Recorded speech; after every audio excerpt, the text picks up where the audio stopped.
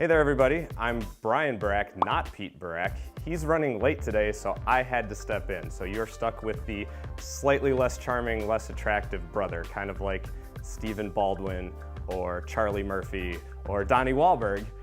Did you know that St. Ignatius of Antioch used the surtitle THEOPHORUS? The name means God-bearer. He was also called Ignatius Nerano, which means Ignatius the Fire Bearer. That's cool. Guys, please call me Brian Nerano from now on. Can we do that? Thank you. Tradition says Ignatius the God-bearer was one of the children Jesus took in his arms and blessed in Mark chapter 10.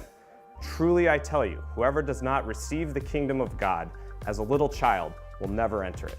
And then he took them up in his arms, laid his hands on them, and blessed them. Wait, so does that mean that by holding Ignatius, Jesus could be referred to as God bearer of God-bearer?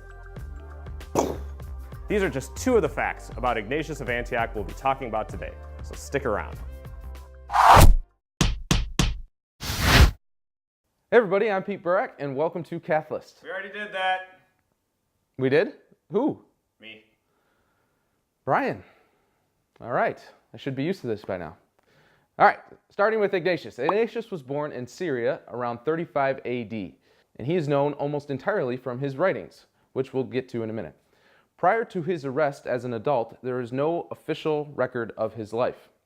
Ignatius was a disciple to John, the beloved disciple of Jesus.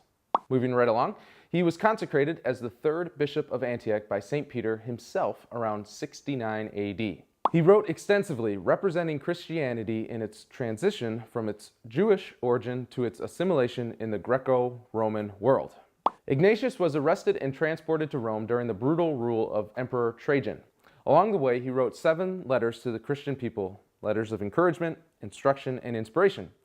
The Church still treasures these letters today as a central part of the collection known as the Apostolic Fathers, since they laid the foundation for the dogmas that would be expounded upon in the future. His letters discussed, amongst other things, the hierarchy and structure of the Catholic Church, the need for Christians to listen to their bishops, the sacraments and ecclesiology, study of the Christian Church, its origins, its relationship to Jesus, its role in salvation, polity, discipline, leadership, the usual. If you ever have the chance to read the writings of Ignatius, take that chance. They connect us to the early church and the clear and unchanged teaching of the apostles, which was given directly to them by Jesus himself. It was Ignatius who first used the term Catholic to describe the church.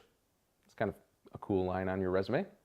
I don't know where you'd put it on your resume, but I first used Catholic.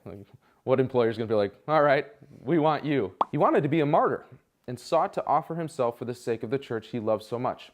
In his pastoral letters, Ignatius thanked his fellow Christians for their concern. Remember, he's en route to death in Rome at this point, but insisted on following through with this final witness. He said, I know that it is to my advantage. At last I am becoming a disciple. May nothing entice me till I happily make my way to Jesus Christ.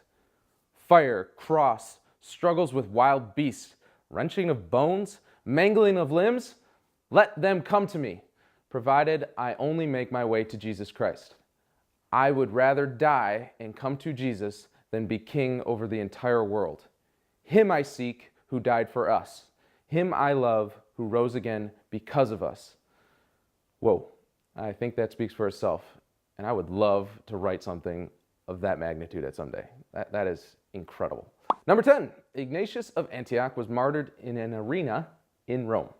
The Roman authorities had hoped to make an example of him and thereby discourage the spread of Christianity. Ha ha, suckers. Instead, he had met, taught, and encouraged Christians along the way to his death, all the while writing the letters. So, how'd that work out for you, Romans?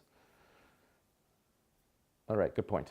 Iris is reminding me that the Roman Empire eventually embraced Catholicism. So, I guess the answer to that question is it worked out pretty well, eventually.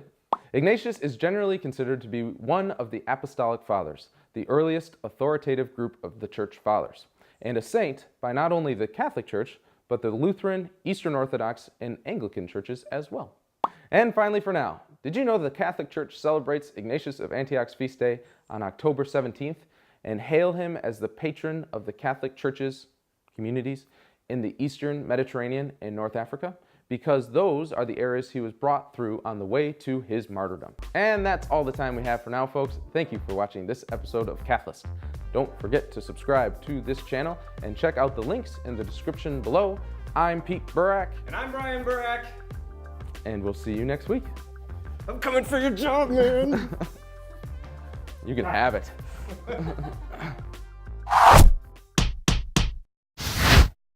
Fire, cross, struckles. And finally for now, let me clear my throat.